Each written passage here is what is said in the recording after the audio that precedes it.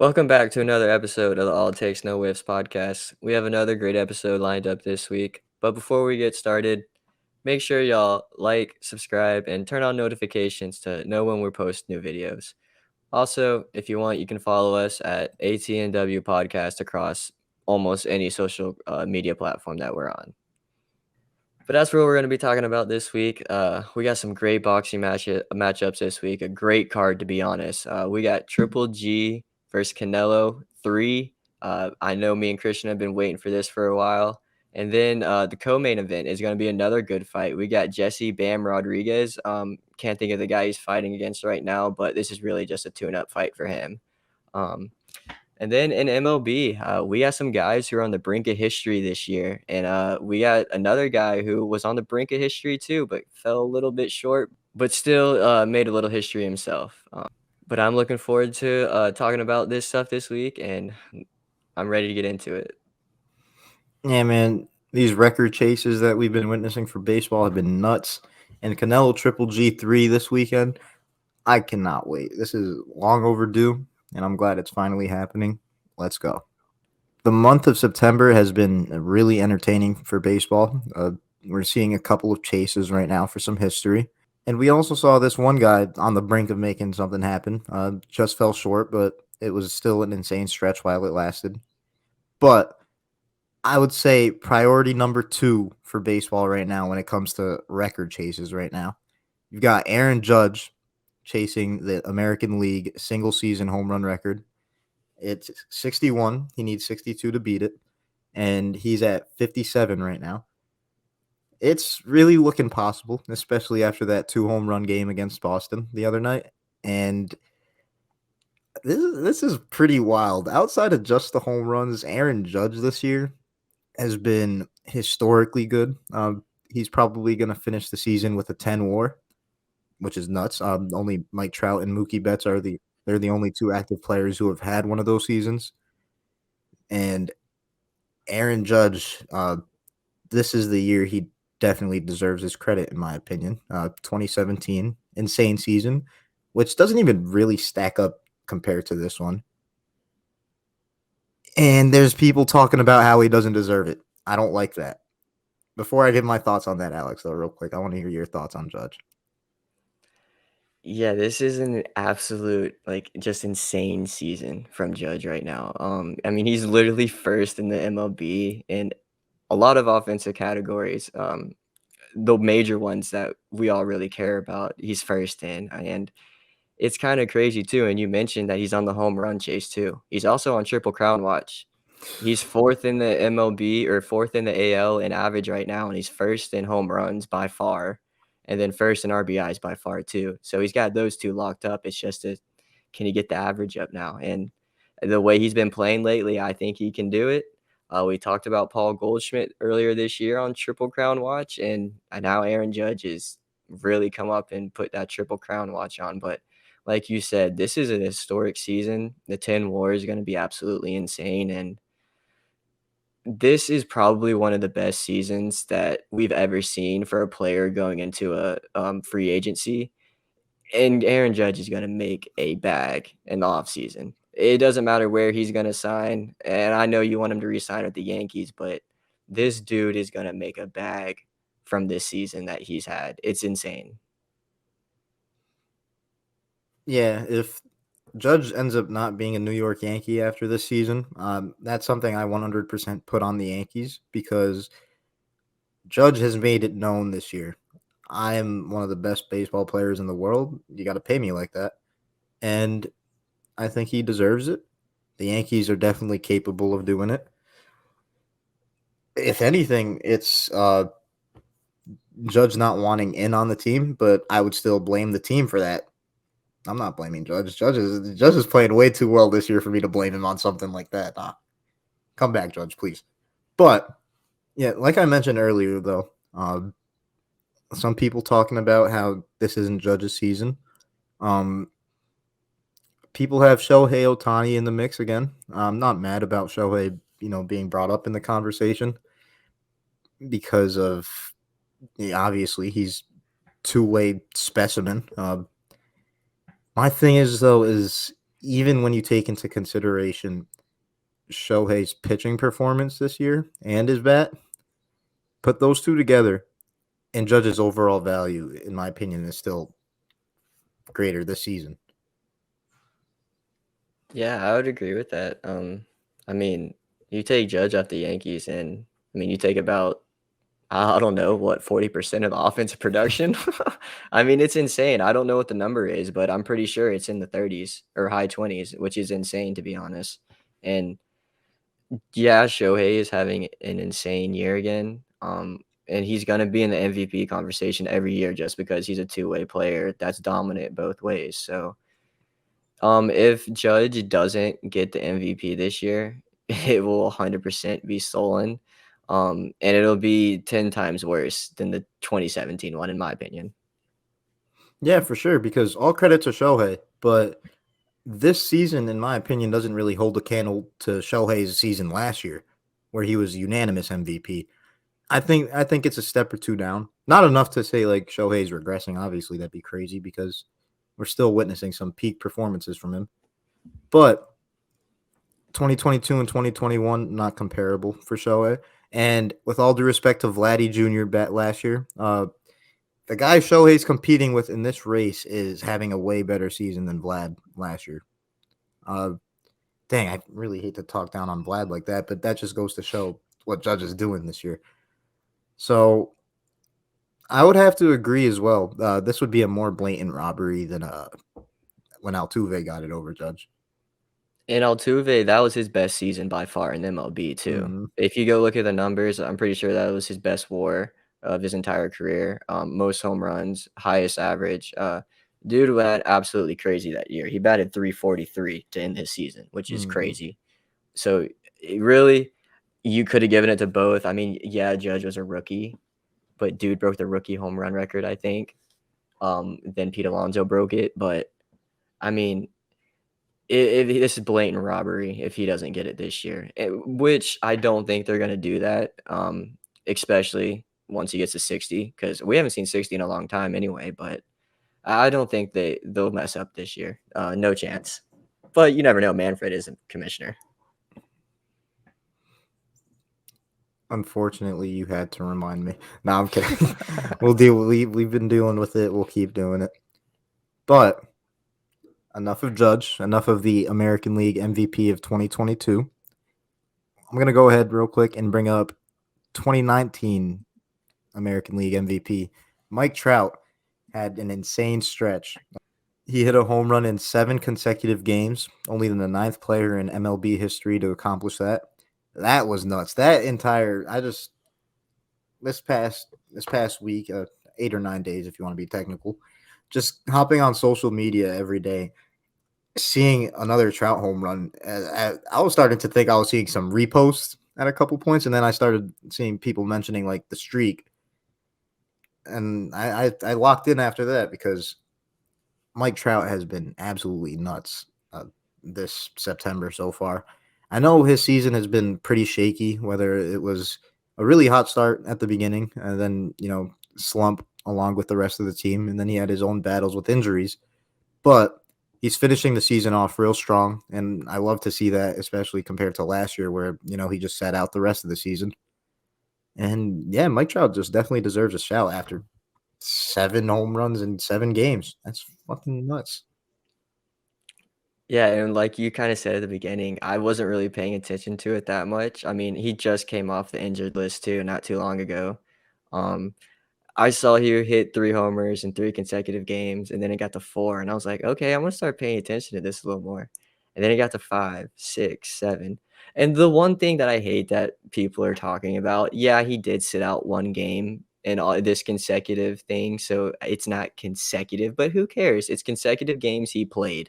Exactly. And if you hit 7 homers in 7 consecutive games you played, that's an accomplishment of itself. Who cares? And that's one narrative I don't really understand because I don't see it says on the screen right there, ninth player to ever fucking do this. It's not easy to hit a home run, to be honest, especially in 7 consecutive games. Yeah, honestly, I feel like those people arguing against Trout in this, those are the historians that are salty that Trout is putting his names up there. Either that or, just some homegrown haters. There's always those out there. But Mike Trout, the best baseball player on earth, doing Mike Trout things. Just glad to see it, especially in September. Hoping to see it in October within these next couple of years, but Definitely not this year. no. But as for a player on a team in the AL West that is going to play in October this year, you got one of the best pitchers, in my opinion, this season, Framber Valdez, best left-handed pitcher in baseball right now. He has been putting up insane numbers, and he is on a historic streak himself. Now, 25 consecutive quality starts, only 2 away from the record. This is absolutely nuts, and I just really like to see it as a former left-handed pitcher myself. And the way Framber does it, it's not like his stuff is overpowering. He's got really good stuff, and he's super consistent. And this just goes to show 25 straight games where he's putting his team in a winning position. This is crazy because what's especially crazy to me is that he's not even the number one pitcher on his team, like when it comes to the Cy Young race. Well, that's subjective, but yeah. Yeah, he may be overtaking that here pretty soon, but Mm. we'll see. And if you don't know what a quality start is, it is 6 innings or more pitched and 3 earned runs or less given up. And that's pretty insane that this dude has done this for 25 consecutive games. The record is 26. If he gets to 27, which I think he'll do. He's scheduled for 3 more starts this year, so he does have a chance to get it. And the way this guy's pitching lately, I think he's gonna get it. His last outing was the shakiest one. He went, I think, or not even his last outing. I think his last outing he went for a complete game. Mm. But the one before was his shakiest one, where I think he only went 6 and gave up 3. So I think this dude's gonna do it, like Christian said. Justin Verlander and him having those 2 guys in the top of the rotation right now, it's gonna be pretty scary for the playoffs. So if I were a Yankees fan right now, I'd be a little worried. I was just thinking that once you brought those two up, I'm like, this is not something I want to run into. And luckily, we won't run into them because we're going to lose in the first round. No, fine, no, fine. But seriously, Framber Valdez, one of the best and most under the radar guys from this year. I know people have been mentioning, he's been having a real solid season, but it's only recently I figured out that he's chasing history. And I'm not saying that people haven't been talking about it because I haven't heard of it, but I think it should get more attention. Yeah, and I mean, this is just one of those, I mean, not major like stat lines either. I mean, quality starts aren't something that everyone knows. Everyone wants to know the strikeouts and dingers and stuff. Mm. This is just one of those that is honestly, I wouldn't say more impressive than a home run record, but it's pretty damn impressive going 26, 27 games, letting your team have a chance to win every single game. Doesn't happen every year, but I really didn't know too much about this guy before this year, and he's just become one of the best pitchers in honestly all of baseball. And like Christian said, he may be the best left-handed pitcher in all of baseball. Yeah, for sure. Sorry, Kershaw, your run is over, even though you could Oh, say it it's been has over. been for a couple of years. It's But been over. which is crazy because he's still like a very serviceable pitcher.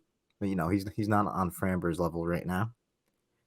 But all due respect to Kershaw, Framber has never been on the level of Pete Kershaw yet. Maybe. Maybe Framber got it.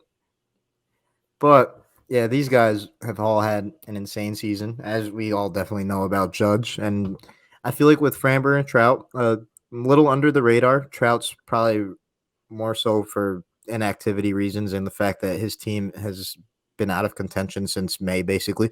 I'm kidding. I'm kidding. They're not bad. They weren't that bad at the time. I think that's when they started being really bad, though. Or was that after? It probably was after. I mean, they've been bad the whole fucking year. No, you remember like that first month that everybody was like, they're gonna do it this year. I And then mean, it I didn't. was in the same boat too, but I mean, since then, they've been absolutely terrible.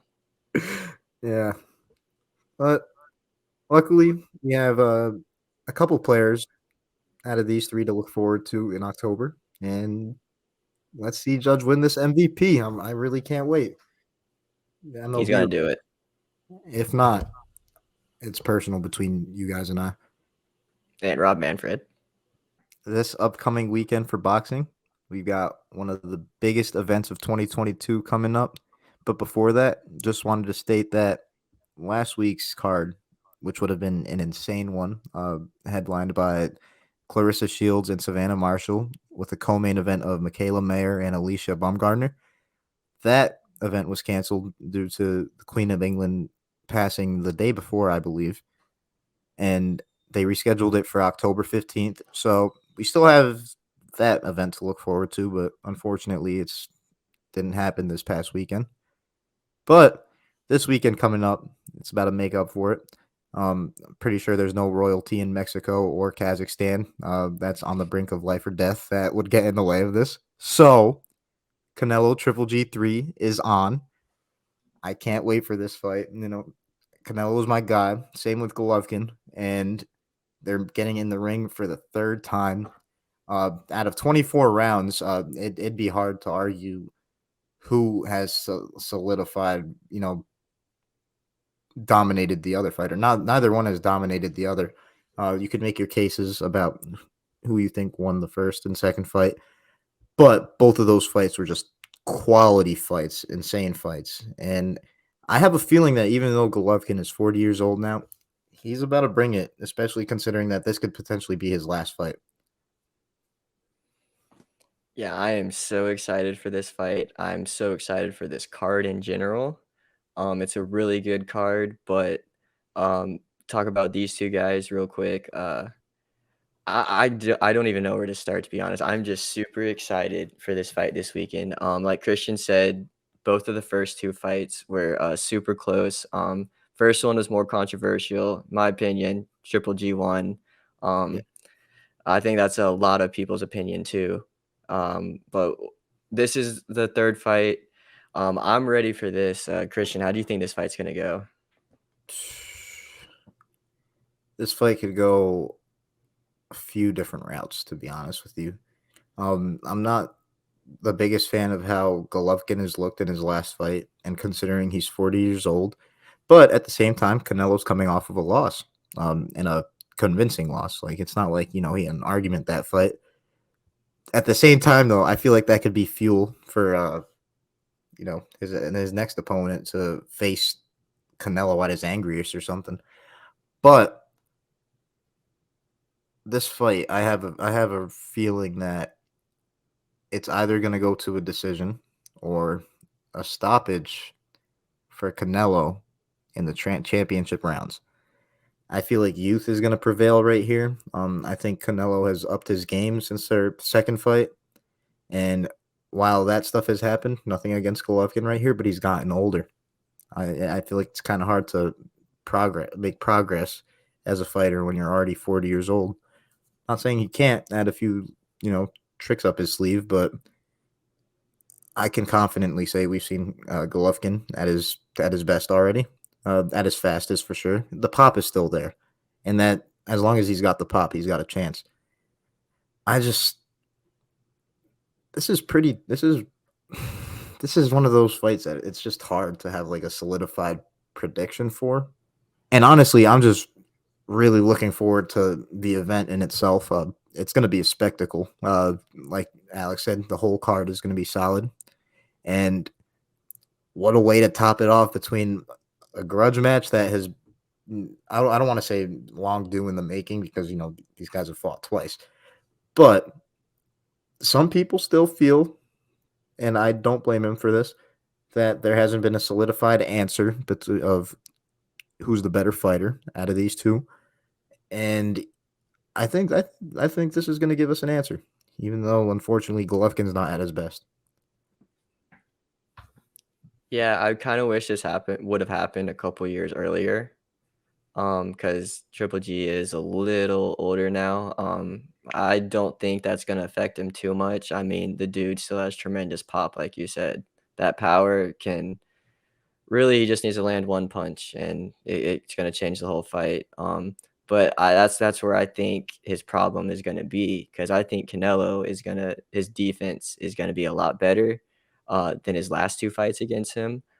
He's gonna be, I think, wouldn't really say mad, but wants to prove, that the last fight wasn't like a fluke where he lost, and I Mhm. just think he wants to I think he's gonna wanna go all 12 rounds. I really don't see Canelo knocking Triple G out anyway.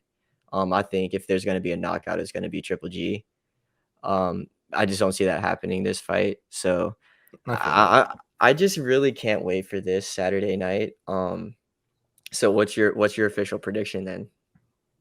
Before I put that out there, I just wanted to say I 100% agree. I don't think Canelo knocks him out like, Triple G unconscious. I feel like if anything, it'd be a stoppage from like the corner or the ref just jumping in Mhm. for stopping it as a TKO. Maybe Triple G's getting lit up by too many punches, not responding enough.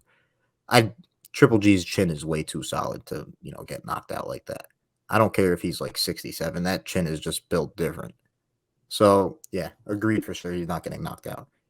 As for my prediction, my official prediction, I am going to predict a round 11 stoppage, a technical knockout for Canelo Alvarez. I think, I feel like I said, I think youth is going to prevail right here. I think the fresher legs is going to be the better out of the two right here. Oh no, I'm with you on Tough. that. I think Canelo's gonna win this fight, but I think it's gonna go all 12. I think this is gonna be a decision for Canelo in Canelo's favor. Um, And I think it's probably gonna be 116, 114. I think it's gonna be super close. Um, I'm expecting it to be a close fight anyway. I just think it's gonna be a bunch of power punches thrown. I think at the beginning of the fight, it's probably gonna be I wouldn't really say feeling each other out because they fought each other twice already, but maybe if someone's trying something new, Mm, they're gonna try and feel each other out for a couple rounds, and then I think once it becomes the 5th, maybe 6th round, 7th round, it's really gonna turn on, and it's gonna be turned into an epic fight, but also never know. We both could be wrong with our predictions. There could be a first round knockout. I don't expect that to happen at all, I though. yeah, I can't. I just with the way that Canelo operates, especially like Both of them, really. yeah, except man, young Triple G is fucking scary thinking about it. No, he is. Yeah. Um, I would rather never fight somebody like Triple G, but luckily I don't have to. Canelo does. Exactly. Yeah, and enough of the main event of another fight headlining this card. You got Bam Rodriguez. He's facing Israel Gonzalez. Definitely a tune-up fight, but in my opinion, I can't get mad at Bam for that. He's coming off of a pretty insane run. He just beat Saul Rungvisai, who has the number of some of the best boxers in the lighter weight divisions. And I'm really excited for this fight for Bam because I think, uh, not saying that this win sets him up for it. Yeah, he's already a world titleist, but I think he's in the position for a lot of big fights at the lower weight classes. I think Juan Francisco Estrada and Chocolatito Roman Gonzalez. I think they have a trilogy fight coming up soon. I'm not sure if that is exactly confirmed yet, but that should be in the mix. And I think Bam, being the youthful guy out of him and those two names, I think he could take either one of them. Bam is really like that, and it's only going to get more known as he gets his name out there, getting more quality names in the body bag. You guys saw how he did Sor Rungvisai. That was, in my opinion, I thought that was going to be a competitive fight. Not even close. Mm-mm. But yeah, this is a nice little tune-up fight for Bam. Really can't wait to see him in action, and it's a nice warm-up to the main event. Yeah, I'm looking forward to seeing this guy fight. Super good, super talented. Already got a title, and like you said, I'm looking forward to that trilogy fight if it ever happens. But before we really get into that, how do you think this fight's gonna go? I personally feel like this being a tune-up fight for Bam. he's gonna make this. He's gonna make this a nice little show. He's gonna control it for sure. He's gonna press the action, and he might actually try to get some little extra work in there, move around. But I feel like for an event like this, being the second biggest fight of the event minus the big trilogy fight, Bam, I would have to say, is probably going to win by a really pretty looking stoppage. It's gonna go well. I just don't think his opponent with 4 losses under his belt is really going to put up too much of a fight with a young stud like Bam. Like I think Bam is up next, so Bam is going to win this fight by a round 4 stoppage. That's my prediction. What about you though? I like that prediction. I probably gonna go a little earlier. I think that he's gonna want to not really put on a show because he won't be in there too long, but wants to make a statement. He wants to fight all these big names and all these names that you've been talking about, and I think it's gonna be a second round knockout. I think he's gonna get it done quick. I think he wants to make a statement, and I think he's gonna get it done in the second round. I could for sure see that, especially in a tune-up fight. No disrespect to Gonzalez, but you're a tune-up, bro. Which, like I said, no disrespect because I'm not even tune-up worthy. I'm like, I'm like tune-up for sparring. So shout out Israel Gonzalez. I feel you on that. But yeah, I'm really looking forward to this card this weekend. The co-main event and the main event are good. There's some pretty good guys on the undercard too. Some undefeated guys. Austin Williams, pretty good, and Mark Castro, the IG superstar. But I'm really looking forward to this fight or this card this weekend, and I know Christian is too. Hell yeah. Canelo Triple G3. I just can't wait to talk about this fight next week because regardless of what we get, we know it's about to be top tier boxing. And speaking of top tier boxing, we have Shakur Stevenson fighting next week. So I'm looking forward to that too. Yes, sir. And that does it for another episode of the All Takes No Whiffs podcast. It's another great episode this week. We got some guys on the brink of history. Judge, MVP watch, Triple Crown watch, Framber Valdez. Hopefully he can get 2 more quality starts. And Trout is just adding more things to his resume of being the GOAT. So, I mean, there's not much more we can say about that. And we got some great fights coming up this weekend, and I'm really looking forward to it. Yeah, man, these fights are going to be crazy, headlined by this much awaited trilogy. And be sure to like and subscribe and leave a comment. Give us your thoughts on Canelo Triple G3. I personally want to see what you guys have to say. This is a historic fight coming up. Looking forward to that. You guys can also let us know at our social medias. You can find us on Twitter and Instagram at ATNW Podcast. You can also find my personal Twitter and Instagram at Christian_S52. You can also find mine at ahindu2215. This is another great episode this week, and we got another great one lined up for next week. Peace. Peace.